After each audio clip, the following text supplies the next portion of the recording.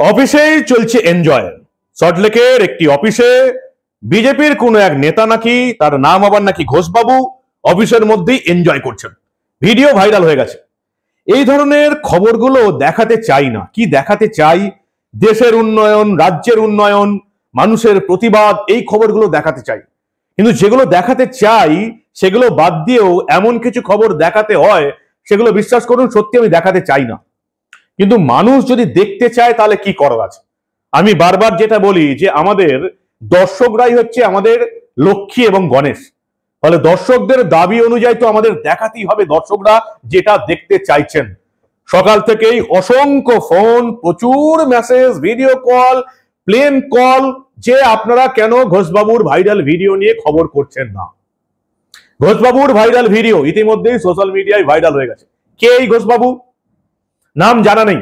যারা video viral করছেন এবং আমাকে যারা ভিডিও পাঠাচ্ছেন তারা পরিষ্কার বলছেন বিজেপির কোনো বড় নেতা ঘোষবাবু নিজের সল্টলেকের পার্টি অফিসেই লীলা খেলা চালাচ্ছেন। ভিডিওটা দেখলাম, প্রথমে আমাদেরকে যেটা চেক করতে হয় যতটুকু আমাদের খালি চোখে সম্ভব যে সত্যি এটা এআই ভিডিও কিনা। এবং ভিডিও চেক করে দেখলাম যেভাবে হাওয়াতে পর্দা নড়ছে বা অন্যান্য জিনিসপত্র, পরিষ্কার বোঝা যাচ্ছে যে এই অফিসের কোনো একটা কোনায় একটা খুব কম দামি মোবাইল রেখে এই ভিডিওটা করা হয়েছে। এবং যারা ভিডিও করেছে মোবাইল রেখে তারাও জানতো এই ঘটনাটা ঘটবে। এই নোংরামি সত্যি চোখে দেখা যায় না। এবং বিশেষ করে যারা এই রাজ্যে পরিবর্তন আনতে চাইছে সেই নেতাদের যদি এরকম নোংরামি দেখতে হয় তাহলে এই রাজ্যে পরিবর্তন কতটা হবে সেটাই হচ্ছে সবচেয়ে আশ্চর্যের বিষয়। কথা না বাড়িয়ে আপনাদের দেখাবো সেই ভাইরাল ভিডিও, ঘোষবাবুর ভাইরাল ভিডিও, যিনি নিজের সল্টলেকের দপ্তরেই অফিসেই লীলা খেলা চালাচ্ছেন। ভালো করে ভিডিওটা দেখুন। কিছু জায়গায় ব্লার করতে হয়েছে, না হলে এই ভিডিও আপনাদের কাছে গিয়ে পৌঁছবে না। কারণ সবটা তো দেখানো যায় না, একেবারে ব্লু ফিল্ম চলছে সেটা আমি আপনাদের দেখাবো আর ইউটিউব বা ফেসবুক আটকে দেবেন, এটা তো হতে পারে না। তাই কিছু জায়গায় ব্লার করতে হয়েছে এবং বাকি ভিডিওটা আনকাট দেখুন। ঘোষবাবুর লীলা খেলা দেখুন আপনারা।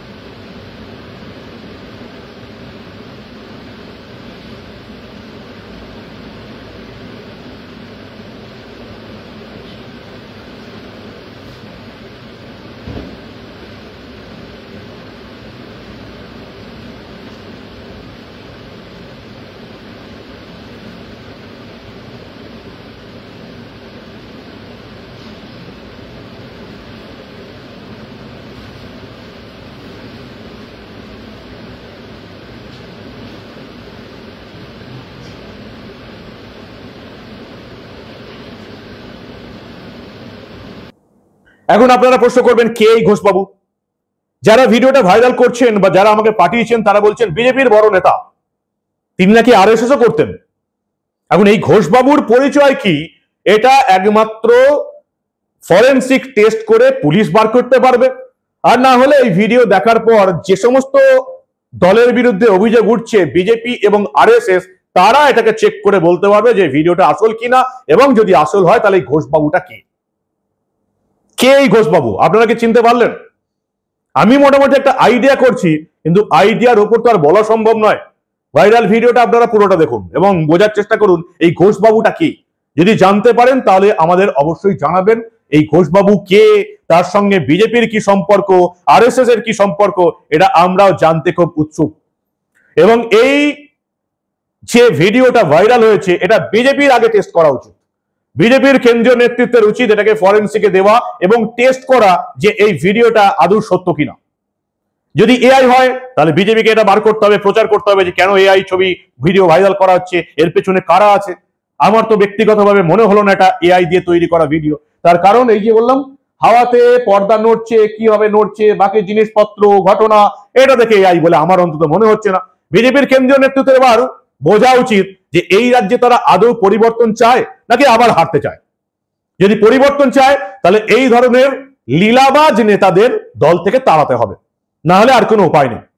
এবং আরএসএস কেও দেখতে হবে, এত বড় একটা সংগঠন যার সম্পর্কে অত কথা শুনি, সত্যি যদি সেই সংগঠন করা নেতা হয় তাহলে আরএসএস কেও পদক্ষেপ নিতে হবে এবং বিজেপি আরএসএস দুটো সংগঠনকেই পদক্ষেপ নিতে হবে যে এই ধরনের নেতাদের তাদের সংগঠনে কোনো জায়গা নেই। আরএসএস তো আগেই পদক্ষেপ নেওয়া উচিত ছিল না? অত দশক আরএসএস করা, বিজেপি করা, যখন ইউটিউবারদের বেজন্মা বলছে, যখন ইউটিউবারদের কুত্তার বাচ্চা বলছে, লেজ হেলাবে বলছে, তখন আরএসএস এবং বিজেপি কি ব্যবস্থা নিয়েছে?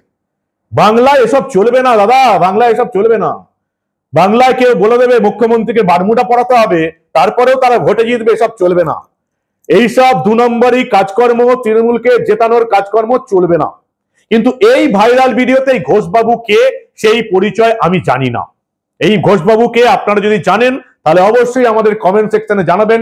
বিজেপি এবং আরএসএস এর উচিত এই ভিডিও চেক করা এবং এই ঘোষবাবুর পরিচয় আনা এবং এই ঘোষবাবুকে আজ জীবনের জন্য নিজেদের সংগঠন থেকে একেবারে লাত মেরে বের করে দেওয়া।